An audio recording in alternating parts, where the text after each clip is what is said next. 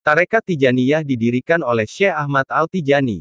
Ia dilahirkan pada tahun 1150 Hijriyah atau 1737 Masehi di Ain Madi, sebuah desa di Aljazair.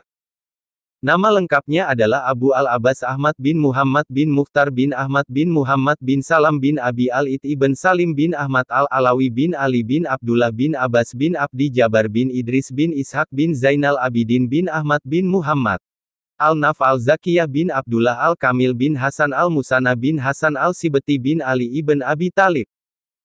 Sejak kecil, Syekh Ahmad Al-Tijani telah mempelajari berbagai cabang ilmu, seperti ilmu usul, fikih, dan sastra.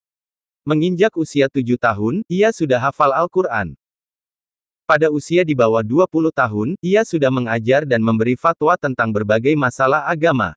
Pada usia 21 tahun, tepatnya di tahun 1171 Hijriyah, Syekh Ahmad Al-Tijani pindah ke kota Fes, Maroko, untuk memperdalam ilmu tasawuf. Ia menekuni ilmu tasawuf melalui kitab Futuhat Al-Makkiyah di bimbingan Al-Tayyib bin Muhammad Al-Yamhali dan Muhammad bin Al-Hasan Al-Wanjali. Al-Wanjali berkata kepada Syekh Tijani, engkau akan mencapai makam kewalian sebagaimana makam Al-Syazili.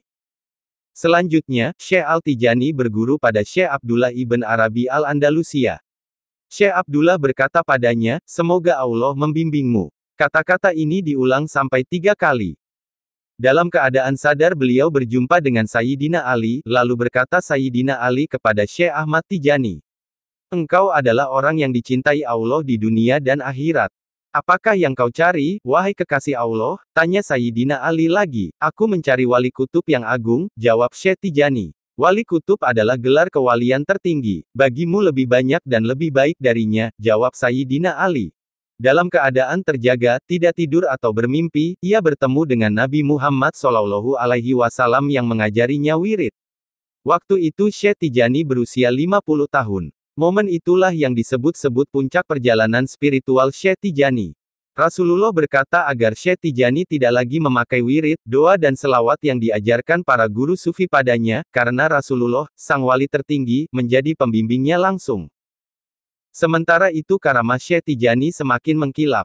Konon, ia hanya memerlukan waktu sekejap jika ingin ke tempat yang jauh, ia juga dikenal dapat menyembuhkan penyakit-penyakit berat. Kekasyafannya membuatnya dapat melihat hal-hal yang akan terjadi di masa datang. Konon pula ia dapat memerintahkan benda-benda, pohon dan binatang. Ia terus mengajar hingga mencapai derajat wali kutub di usia ke-64 tahun. Beberapa tahun kemudian makam atau kedudukan Syekh Tijani mencapai level tertinggi di dunia sufi, di antara para wali yang telah memperoleh gelar wali kutub.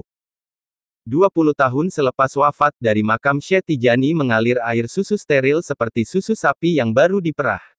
Air susu itu lama-kelamaan makin melimpah hingga penduduk di sekitar makamnya dapat mengambilnya. Syekh Ahmad Tijani dikunjungi oleh 300 raja-raja jin Islam dan 60 raja-raja waliullah. 300 raja jin tersebut mengutarakan keinginan mereka untuk diangkat menjadi murid dari Sayyidi Syekh. Kiai Ma'ruf Amin menuturkan, tarekat Tijaniyah ini termasuk salah satu dari tarekat mutabarah yang sanadnya sampai kepada Rasulullah, di mana pengamalan halwatnya bisa dilakukan tanpa meninggalkan aktivitas keduniaan dan bisa dilakukan dimanapun.